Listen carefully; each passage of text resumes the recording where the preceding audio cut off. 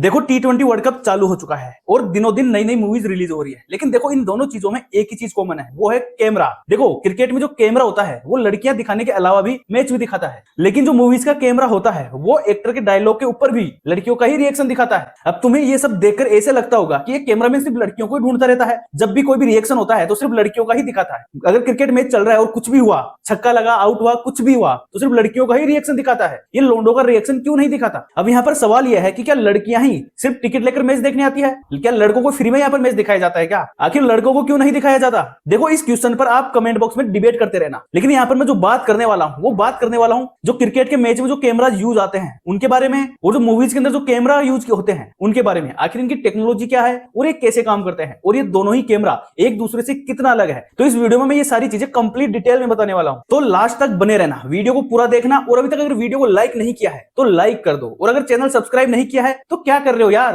Subscribe करो, video को share करो। चलो अब शुरू कर लेते हैं। अब देखो मैं यहाँ पर सबसे पहले जो क्रिकेट मैच के अंदर जो कैमरा यूज आते हैं उनके बारे में बात कर लेते हैं। अब यहाँ पर एक कैमरा, दो कैमरा, ये 5-6 कैमरा नहीं होते, बल्कि कैमरा जो होते हैं उनकी पूरी आर्मी होती है, एक बटालियन होती है। और आपको जो टीवी पर जो व्यू दिखता है वो कोई रैंडम व्यू नहीं होता, बल्कि उनके पीछे कंप्लीट साइंस होती है। अब देखो मैच के दौरान जब बॉलर रनर अप कर रहा होता है, जब वो बॉल देने के लिए भाग रहा होता है, तब वो पूरा फील्ड दिखता है, सामने बैट्समैन भी दिखता है, एम्पायर भी दिखता है, वो बॉलर भागता हुआ भी दिखता है, और आसपास की जो फील्ड होती है वो भी दिखती है। वो दिखती है जो मेन ब्रॉडकास्ट कैमरा होता है उससे। ये कैमरा सबसे ऊपर साइड स्क्रीन के पीछे लगा होता है, वहां से कंप्लीट सारी चीजें कवर कर रहा होता है। और ये कैमरा फिक्स होता है, ये कैमरा हिलता नहीं है, ये सिर्फ जो एरिया होता है बस उसी को हमेशा कवर करके रहता है। एक बार जैसे उसको सेट कर दिया, ऑन कर दिया, वो वही दिखाएगा और वही रिकॉर्ड करेगा, इसके अलावा ये मूव नहीं होता। ये कैमरा ही आपका डिफॉल्ट व्यू पॉइंट होता है, मतलब आप यहाँ पर एम्पायर की आंखों से मैच देख रहे होते हो। इसका काम सिर्फ गेम समझना होता है, लाइन, लेंथ और फील्डिंग कहां कहां जमी हुई है ये इसको क्लियरली दिखाता है। आपको देखते टाइम एक बार भी ऐसा नहीं लगता कि यार इस एंगल को थोड़ा ऐसे करते तो उधर से अच्छा दिखता, इधर करते तो इधर से अच्छा दिखता। आपको बिल्कुल भी ऐसा फील नहीं होता। आपको ऐसा इसलिए नहीं लगता क्योंकि इस व्यू पॉइंट को ह्यूमन साइकोलॉजी और साइंटिफिक तरीके से यहाँ पर कैमरा सेट किया हुआ है। इसके बाद आपको कई बार व्यू दिखता है जब बॉल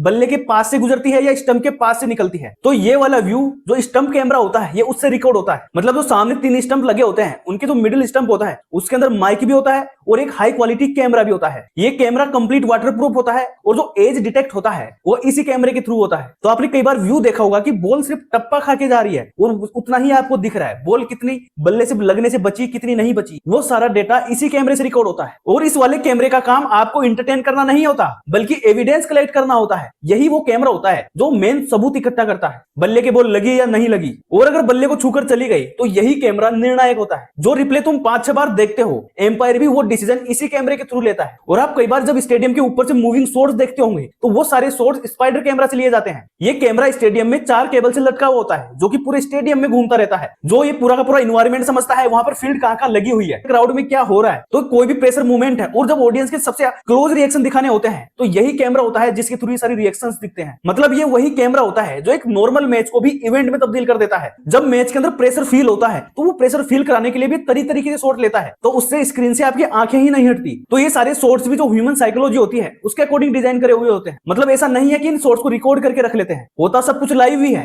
लेकिन पहले से इनकी ट्रेनिंग होती है कि अगर ऐसी सिचुएशन है तो किस तरह के शॉट्स लेने हैं। और आपने कई बार ऐसे शॉट्स देखे होंगे कि जब फील्डर्स के रिप्ले चल रहे होते हैं, मतलब जैसे ही बल्लेबाज ने शॉट मारा तो फील्डर कैच करता है या कैच मिस हो जाता है, और कई बार जो बाउंड्री लाइन होती है उस पर पैर लगा या नहीं लगा, उस बाउंड्री पर बॉल लगी या नहीं लगी, तो ये सारे शॉट्स भी रोबोटिक बाउंड्री कैमरा से रिकॉर्ड होते हैं। मतलब ये कैमरा सिर्फ फील्डर्स पर ही फोकस करते हैं और ये मूवेबल होते हैं, जिधर भी बॉल जा रही है ये कैमरा वहां पर तुरंत मूव करता है। ये कैमरे बड़े बड़े लेंसेज के साथ ट्राइपॉड पे लगे होते हैं जिन्हें एक आदमी ऑपरेट कर रहा होता है वहीं बाउंड्री के अंदर खड़ा होके। और जब खिलाड़ी एलबीडब्ल्यू होता है तो आप बार बार एनिमेशन देखते हो कि बॉल कहां पर लगी, स्टंप से कितना दूर है, कितने पास है। ये सारी की सारी ट्रैकिंग होकाई आई कैमरा से होती है। ये कैमरे 500 से 1000 FPS पर शूट कर रहे होते हैं। मतलब आप टीवी पर जो आसानी से बड़े बड़े मैच देख रहे होते हो ना, वो कोई 1 या 2, 5-10 कैमरे का काम नहीं होता, बल्कि पूरा कैमरों का एक सर्विलांस सिस्टम बना हुआ होता है जिसे बहुत ही मेहनत से इंस्टॉल किया जाता है। जो क्रिकेट के अंदर जो थर्ड एम्पायर जो डिसीजन देता है वो इतना एक्यूरेट क्यों होता है। अब देखो ये तो हुई क्रिकेट मैच के अंदर यूज होने वाले कैमरा की बात। अब हम चलते हैं फिल्मों के अंदर यूज होने वाले कैमराज के अंदर। अब क्या फिल्मों के अंदर भी अलग अलग कैमरा यूज होते हैं, ये सिर्फ सारी की सारी शूटिंग एक ही कैमरे से हो जाती है? चलो अब डिटेल में समझते हैं। अब देखो कोई भी फिल्म स्टार्ट होती है एक वाइड मास्टर शॉट से, जिसके अंदर आपको कंप्लीट इन्वायरमेंट की फील दी जाती है। इस शॉट का मकसद ये होता है कि आपको स्टार्टिंग में ही ये समझा दिया जाता है कि इस मूवी का टोन कैसे रहने वाला है। इस शॉट का का मकसद आपको ये बताना होता है कि आखिर इस मूवी का जो विजुअल्स होने वाले हैं वो कैसे रहने वाले हैं और इस मूवी की वाइब कैसे रहने वाली है। मतलब पूरा का पूरा इन्वायरमेंट सिर्फ एक ही फ्रेम में समझा दिया जाता है और ये कैमरा या तो ट्राइपॉड पे लगा होता है या फिर डोली पे लटका होता है, जिससे कि ऑडियंस कंफ्यूज नहीं होती। यानी मूवी पहले आपको पूरा इन्वायरमेंट समझाती है और फिर इमोशंस पे आती है। अब देखो जब मूवी शूट होती है तो उस मूवी के अंदर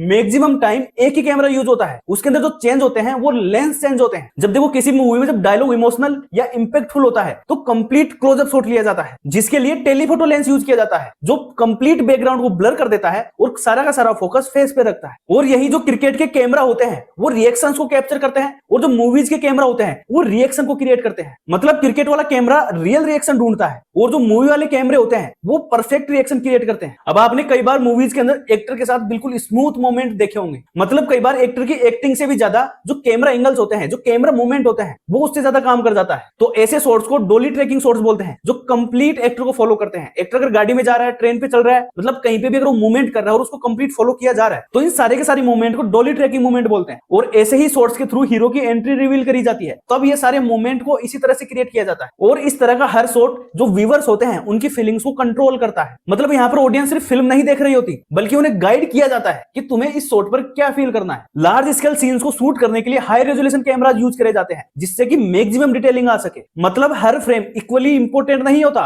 बल्कि कुछ फ्रेम्स को स्पेशली क्रिएट किया जाता है। अब देखो यहाँ पर अगर क्रिकेट के अंदर जो यूज आने वाले कैमरा होते हैं उनका कंपेयर अगर मूवी कैमरा से करें, उनके अगर शॉट्स का कंपेयर करें, जो क्रिकेट मैच के अंदर यूज होने वाले जो कैमरा होते हैं वो मूवमेंट हंटर होते हैं। मतलब कोई भी मूवमेंट हुआ उन्हें हंट करते हैं और जो मूवी वाले कैमराज होते हैं वो मूवमेंट क्रिएट करते हैं। मतलब यहाँ पर एक रियलिटी कैच करता है और एक यहाँ पर रियलिटी क्रिएट करता है। और जो मैंने वीडियो के शुरू में बात की थी कि आखिर ये कैमरा हमेशा जो रिएक्शंस होते हैं, जो इमोशंस होते हैं उनको क्यों पकड़ते हैं, आखिर लोगों के बार बार रिएक्शंस क्यों दिखाते हैं, ये सब करने का एक सिंपल रीजन होता है। जो ह्यूमन ब्रेन होता है वो स्टोरी के थ्रू समझता है। इसलिए स्टेडियम हो या सिनेमा, जो कैमरा होता है वो ऑटोमेटिकली ही फेस ढूंढता है, क्योंकि वो जिस तरह के फेस दिखाएगा आप भी वैसा ही फील करोगे। आपने कई बार देखा होगा जो इंडियन टीवी सीरियल्स होते हैं उनके अंदर एक ही कोई रिएक्शन दिखाना होता है तो बार बार से धन्ना सुना ना आपने, कई बार इसका फेस शू शू शू होता है ना, तो वो क्या करते हैं बार बार, एक बार इसका फेस शू फिर दूसरे का फेस शू, क्या है वो फेस दिखा दिखाकर वो आपको भी वैसा ही फील करवाना चाहते हैं जो वो सिचुएशन है जहां पर वो लोग फील कर रहे हैं। अगर वो शॉक हो गए होता ना होता है ना, तो ये सारी चीजें ही वो आपको फील कराना चाहते हैं। तो स्टेडियम के अंदर अगर मान लो टीम की हालत खराब हो गई तो वहां पर लोग मुंह लटका के बैठे हैं, कोई ऐसे बैठा है, कोई ऐसे बैठा है, खासतौर से लड़कियां बैठी है तो भाई साहब वहां तो जाना ही जाना है, मुंह लटका के बैठी है। तो कभी भी स्क्रीन पर आप जब रैंडम कोई रिएक्शन देखो तो आप ये मत देखना कि भाई कैमरा बस ऐसे ही भटक रहा है, नहीं भाई वो अपना काम कर रहा है। जो चीजें वहां पर हो रही है उसको मैक्सिमम इंटरटेनिंग बनाना चाह रहा है। अगर मैच बोरिंग है तो कम से कम आप ये सुंदर लड़की देख लो या कोई अजीब सा रिएक्शन देख लो, मतलब कुछ भी देख के अपना मूड फ्रेश कर लो। तो नेक्स्ट टाइम जब भी मैच देखो तो हमेशा दिमाग में ये सोचना कि अब कौन सा कैमरा यूज आ रहा है, अब ये शॉट किस कैमरे से लिया गया है, आखिर ये कैमरा कहां होता है। जितने भी मैंने कैमराज बताए हैं, जो भी लोकेशंस बताई है, उनमें से ये कौन सी लोकेशन हो सकती है। और जब भी मूवी देखो तो हमेशा ये सोचो कि ये शॉट आखिर हमें क्या फील करवाना चाह रहा है और ये किस तरह से फील करवा रहा है। तब आपको समझ आएगा कि कैमरा सिर्फ रिकॉर्ड ही नहीं करता बल्कि जो आपके इमोशंस होते हैं उसको गाइड करता है। अगर आपको वीडियो अच्छी लगी तो यार वीडियो लाइक कर देना, और भाई अगर अभी तक भी सब्सक्राइब नहीं किया है तो क्या कर रहे हो यार, सब्सक्राइब करो, कमेंट करो और वीडियो को शेयर करो। मिलते हैं नए वीडियो में, बाय।